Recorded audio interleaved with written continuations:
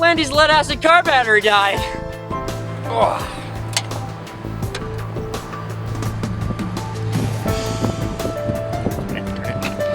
Yeah, that's definitely Landy's lead acid battery. I don't know anything really about that, so it's kind of a problem.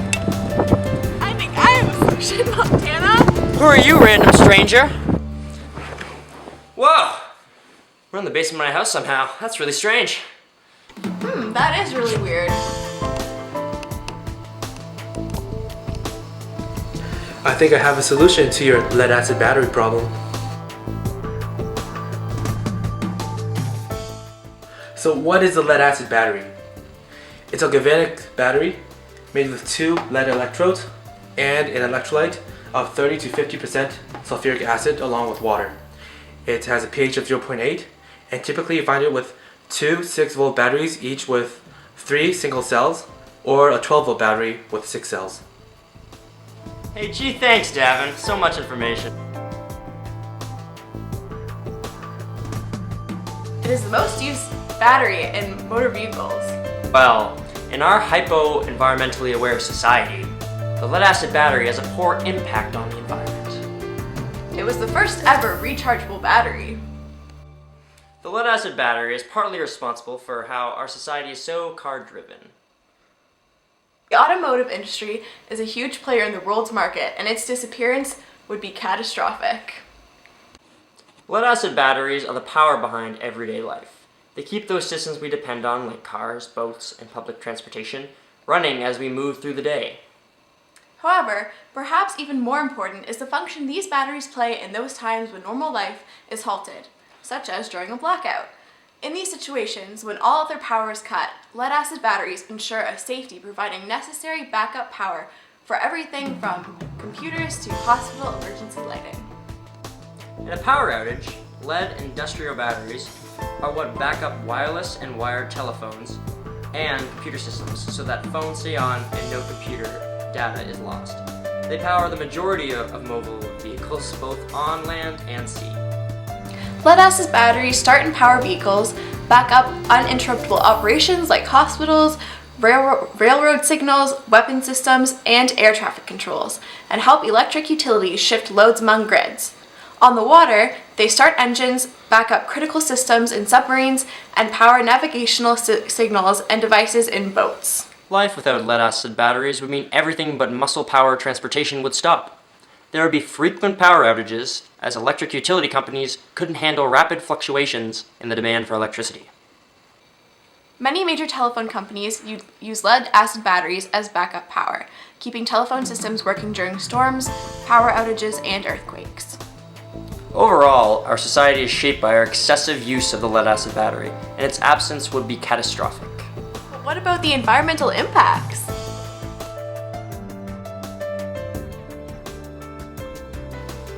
When disposed of correctly, the recycling process for lead acid car batteries are relatively safe. It is the economically viable aspect and the real-life application of this process that creates serious environmental impacts.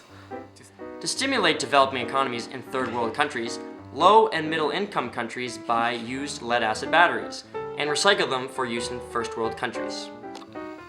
Although these countries have a formal sector when recycling lead acid batteries, much of the process is done by the informal sector, unlicensed, unregulated, and unaccounted for many operations of battery reconditioners, smelters, and backyard recyclers. Humans and environmental exposures to these harmful chemicals within the batteries are greatly increased in these countries where people lack basic understanding of the toxicity and controlled precautions needed to safely recycle these chemicals. The initial contamination occurs when the plastic casing surrounding the battery is broken. The breaking of the plastic case, opened by hand or axe, provides a gateway for improper release of battery acid. Typically done in backyards with no appropriate equipment to contain the highly corrosive sulfuric acid, their surrounding soil, surface water, and groundwater becomes highly contaminated. The contaminated surroundings flow into sewer systems, are used for drinking water, and wide use of local crops. Even if controlled upon release, the used sulfuric acid is subjected to being disposed of into nearby streams, a result due to the lack of education and equipment available to the informal sector of the lead acid battery sector. Well, what's the solution? Well, actually, our scientist engineers in space have been hard at work determining the best and least environmentally damaging combination of materials to be used in the battery, and have discovered the following solution. The best alternative to the lead acid battery is the use of copper tin and hydrochloric acid as its main materials. Each of these materials are less damaging to the environment than their predecessors, and on top of that, this version is much cheaper to produce. Why does this even matter?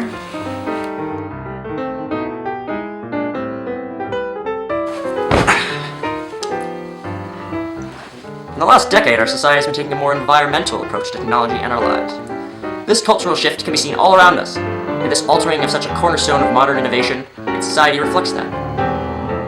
It matters because of how harmful the lead acid battery is to our waterways and the quality of our air and soil.